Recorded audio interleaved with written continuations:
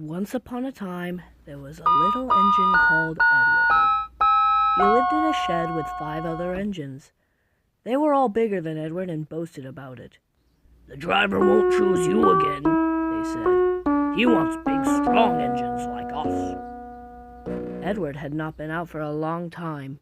He began to feel sad. Just then, the driver and fireman came along to start work. The driver looked at Edward. "Why are you sad?" he asked. "Would you like to come out today?" "Yes, please," said Edward. So the fireman lit the fire and made a nice lot of steam. Then the driver pulled the lever and Edward puffed away. "Beep, beep," he whistled. "Look at me now." The others were very cross at being left behind, and away went Edward to get some coaches. "Be careful, Edward," said the coaches. "Don't bump and bang us like the other engines do." So Edward came up to the coaches, very, very gently, and the shunter fastened the coupling. "Thank you, Edward," said the coaches. "That was kind. We are glad you are taking us today." Then they went to the station where the people were waiting. "Beep, beep," whistled Edward. "Get in quickly, please." So the people got in quickly, and Edward waited happily for the guard to blow his whistle and wave his green flag. He waited and waited. There was no whistle and no green flag.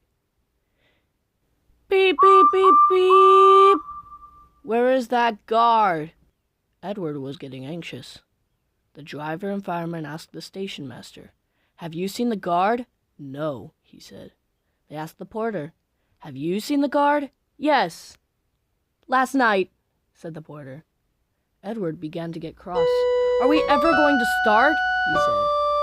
Just then a little boy shouted, "Here he comes!" And there the guard was, running down the hill with his flags in one hand and a sandwich in the other. He ran onto the platform, blew his whistle, and jumped into his van. Edward puffed off. He did have a happy day. All the children ran to wave as he went past, and he met old friends at all the stations. He worked so hard that the driver promised to take him out again next day. "I'm going out again tomorrow," he told the other engines that night in the shed. "What do you think of that?" But he didn't hear what they thought, for he was so tired and happy that he fell asleep at once. One of the engines in Edward's shed was called Gordon. He was very big and very proud. "You watch me this afternoon, little Edward," he boasted, "as I rush through with the express. That will be a splendid sight for you." Just then, his driver pulled the lever. "Goodbye, little Edward," said Gordon, as he puffed away. "Look out for me this afternoon." Edward went off too to do some shunting. Edward liked shunting. It was fun playing with trucks. He would come up quietly and give them a pull. "Oh, oh, oh, oh, oh!" screamed the trucks. "Whatever is happening?" Then he would stop and the silly trucks would go bump into each other. "Oh, oh, oh, oh!" they cried again. Edward pushed them until they were running nicely. And when they weren't expecting it, he would stop. One of them would be sure to run onto another line. Edward played until there were no more trucks. Then he stopped to rest. Presently, he heard a whistle. Gordon came puffing along, very slowly and very crossly. Instead of nice, shining coaches, he was pulling a lot of very dirty coal trucks. "Up goods train! Up goods train! Up goods train!" he grumbled. "The shame of it! The shame of it! Oh, the shame of it!" He went slowly through, with the trucks clattering and banging behind him. Edward laughed and went to find some more trucks. Soon afterwards, a porter came and spoke to his driver. "Gordon can't get up the hill. Will you take Edward and push him, please?" They found Gordon halfway up the hill and very cross. His driver and fireman were talking to him severely. "You're not trying," they told him. "I can't do it," said Gordon. "The noisy trucks hold an engine back so. If they were coaches now, clean, sensible things that come quietly, that would be different. Edward's driver came up. "We've come to push," he said. "No use at all," said Gordon. "You wait and see," said Edward's driver. They brought the train back to the bottom of the hill. Edward came up behind the brake van ready to push. "Beep, beep." "I'm ready," said Edward. "Boop, boop. No good," grumbled Gordon. The guard blew his whistle, and they pulled and pushed as hard as they could. "I can't do it. I can't do it. I can't do it," puffed Gordon. "I will do it. I will do it. I will do it," puffed Edward. "I can't do it. "I will do it. I can't do it. I will do it. I can't do it." I will do it," they puffed together. Edward pushed and puffed and puffed and pushed, as hard as ever he could. And almost before he realized it, Gordon found himself at the top of the hill. "I've done it! I've done it! I've done it!" he said proudly, and forgot all about Edward pushing behind. He didn't wait to say thank you, but ran on so fast that he passed 2 stations before his driver could make him stop. Edward had pushed so hard that when he got to the top, he was out of breath. Gordon ran on so fast that Edward was left behind. The guard waved and waved, but Edward couldn't catch up. He ran on to the next station, and there the driver and fireman said they were very pleased with him. The fireman gave him a nice long drink of water, and the driver said, "I'll get out my paint tomorrow and give you a beautiful new paint of blue with red stripes. Then you'll be the smartest engine in the shed."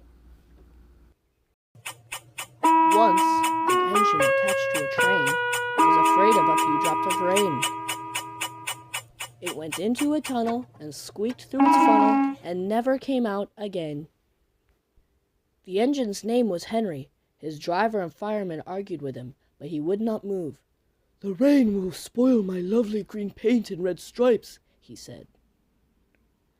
The guard blew his whistle till he had no more breath, and waved his flags till his arms ached. But Henry still stayed in the tunnel and blew steam at him. "I am not going to spoil my lovely green paint and red stripes for you," he said rudely. The passengers came and argued too, but Henry would not move. A fat director who was on the train told the guard to get a rope. "We will pull you out," he said. But Henry only blew steam at him and made him wet. They hooked the rope on and all pulled, except the fat director. "My doctor has forbidden me to pull," he said. They pulled and pulled and pulled, but still Henry stayed in the tunnel. Then they tried pushing from the other end. The fat director said, 1, 2, 3, push!" but did not help. "My doctor has forbidden me to push," he said. They pushed and pushed and pushed, but still Henry stayed in the tunnel. At last, another train came. The guard waved his red flag and stopped it. The 2 engine drivers, the 2 firemen, and the 2 guards went and argued with Henry. "Look, it has stopped raining," they said. "Yes, but it will begin again soon," said Henry. "And what would become of my green paint with red stripes then?" So they brought the other engine up, and it pushed and puffed and pushed as hard as ever it could, but still Henry stayed in the tunnel. So they gave it up. They told Henry, "We shall leave you there for always and always and always." They took up the old rails, built a wall in front of him, and cut a new tunnel. Now Henry can't get out, and he watches the trains rushing through the new tunnel. He is very sad because no one will ever see his lovely green paint with red stripes again. But I think he deserved it. Don't you? Edward and Gordon often went through the tunnel where Henry was shut up. Edward would say, "Beep, beep, hello," and Gordon would say, "Boop, boop, boop, Serves you right." Poor Henry had no steam to answer. His fire had gone out. Soot and dirt from the tunnel roof had spoiled his lovely green paint and red stripes. He was cold and unhappy, and wanted to come out and pull trains too. Gordon always pulled the express. He was proud of being the only engine strong enough to do it. There were many heavy coaches, full of important people, like the fat director who had punished Henry. Gordon was seeing how fast he could go. Hurry, hurry, hurry, He panted. Trickety-trock, trickety-trock, trickety-trock, said the coaches. Gordon could see Henry's tunnel in front. In a minute, off, poop, poop, poop, Henry rushed through it, out into the open again. Closer and closer he came. He was almost there, when crack! He was in a cloud of steam and going slower and slower. His driver stopped the train. What has happened to me? Asked Gordon. I feel so weak. You've burst your safety valve, said the driver. You can't pull the train anymore. Oh dear, said Gordon. We were going so nicely too. Look at Henry laughing at me. Gordon made a face at Henry and blew smoke at him. Everybody got out and came to see Gordon. Said the fat director. I never liked these big engines, always going wrong. Send for another engine at once.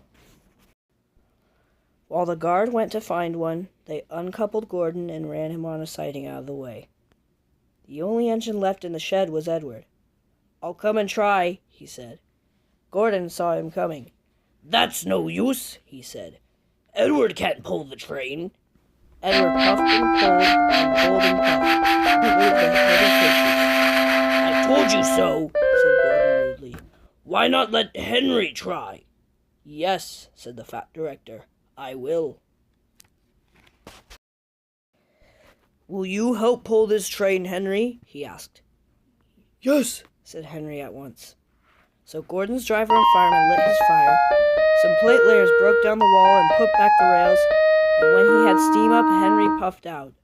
He was dirty. His boiler was black, and he was covered with cobwebs. Oh, I'm so stiff. Oh, I'm so stiff, he groaned. You'd better have a run to ease your joints. And find a turntable, said the fat director kindly. Henry came back feeling better, and they put him in front. Beep, beep, said Edward. I'm ready.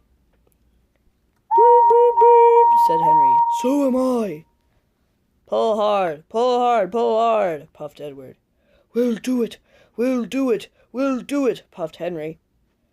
Pull hard, we'll do it. Puff hard, we'll do it. Pull hard, we'll do it, they puffed together. The heavy coaches jerked and began to move, slowly at first, then faster and faster.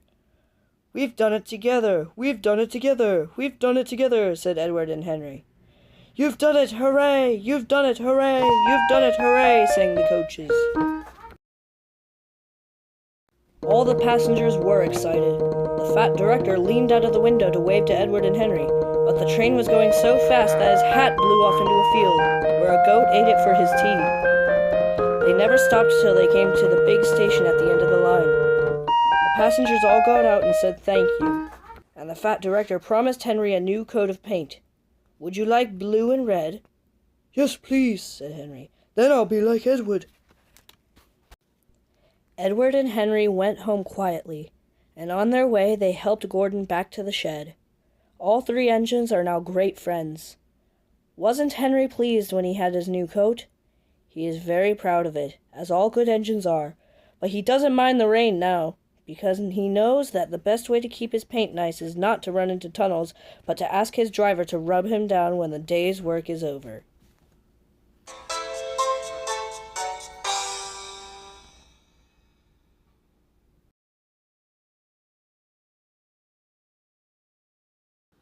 Hello, Gordon.